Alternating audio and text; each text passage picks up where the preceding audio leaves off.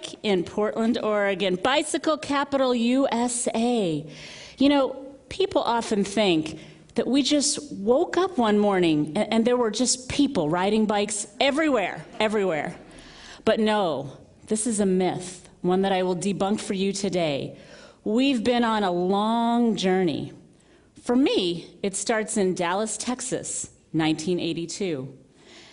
TV remote in one hand, Dunkin' Donut in another, and 3 little brothers needing rides everywhere. My mom marches me down to the DMV the day I turn 15 to get my driver's license, hands me the car keys. Freedom!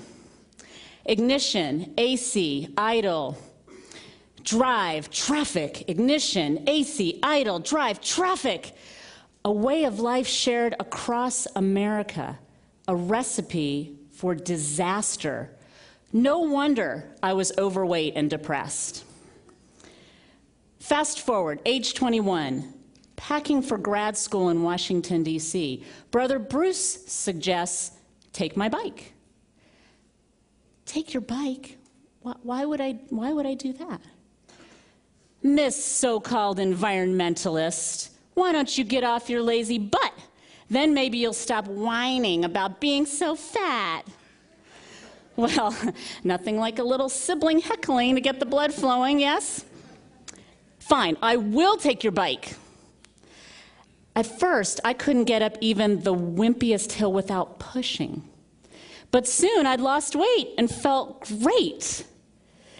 From then on, the bicycle became my main means of transportation. My first job out of grad school was researching international transportation issues. In growing Asian and Latin American cities, massive investments were poured into road building. The results? Thick congestion, horrific air quality, health, and safety problems. In European and Japanese cities where the emphasis was on compact development, bicycling, and walking, congestion went down.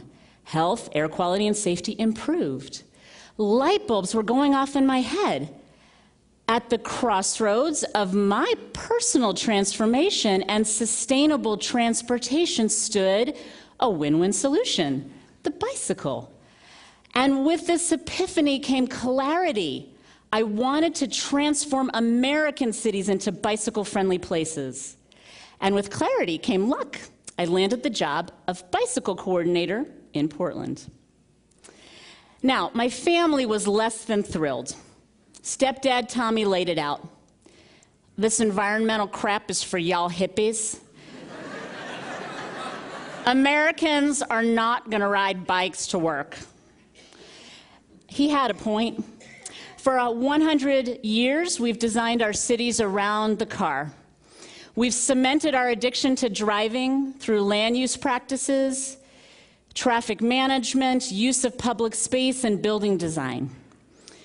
The notion of overcoming a century of car-oriented social engineering seemed preposterous, really. Let's look at Portland. I'm going the wrong way. When I arrived in 1993, we had few bikeways, few people biking, and a bureaucracy focused on moving cars. How about businesses? After all, bike parking is cheap, easy. Their response, bike parking, why would we do that? And there's plenty of bike parking already. No one's using it. And I would show them these pictures and say, come on, you can't even find these racks. That one's located on the 3rd floor of the parking garage behind the dumpster. Their response to that, what are you going to force us to put in next? Ski racks? Toy chests? Because they viewed the bicycle as one of two things, a sport or a toy, which it is, but it's also a serious means of transportation. We had a long way to go. I started biking all over the city, hauling a slide projector in a bike trailer, talking to neighborhood and civic groups, Anyone who would listen to my epiphany story and a few fascinating words about transportation policy and problems like the health impacts of sedentary lifestyles. A generation ago, we were already in trouble. 14% of Americans were considered clinically obese, a condition resulting in arthritis, high blood pressure, heart disease, strokes, cancers. 5 years after that, half the country was in the 20% range. 5 years later, we needed 3 new categories. And today, more than 25% of 2/3 of the states is suffering the consequences. 1 in 3 of our children is severely overweight, many developing adult diabetes. This generation, for the first time in history, is predicted to live shorter lives than their parents. A healthcare crisis costing $160 billion a year. To be honest, my presentations made folks nervous. They worried, that crazy lady, she's trying to take away my car. But then we discussed ways to reshape our community and get people moving. And then a few would open up. Their doctors had told them to get more exercise. They wanted their kids to bike to school, like they had once done. I figured that if 2 or 3 or 4 in each group opened their minds to bicycling, that meant we were influencing 10 to 20%. Not bad. These people became our army, our spokespeople. In 1996, City Council blessed our plan to make the bicycle an integral part of daily life in Portland. The revolution had begun. Thank you.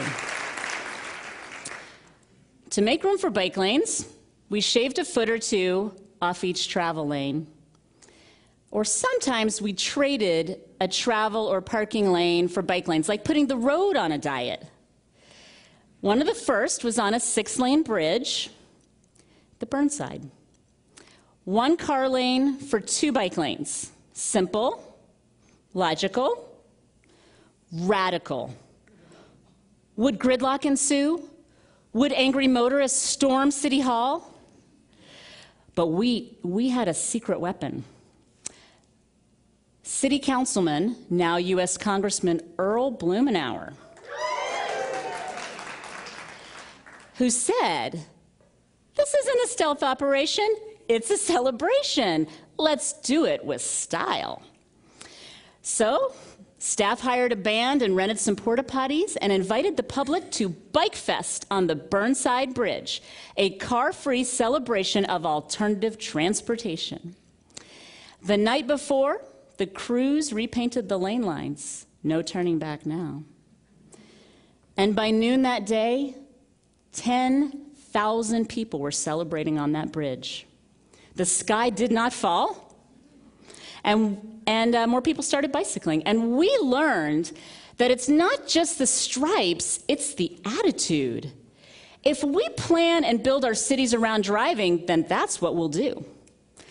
If we plan and build around bicycling and walking, and then encourage people to do so in ways that are meaningful to their lives, then that's what we'll do.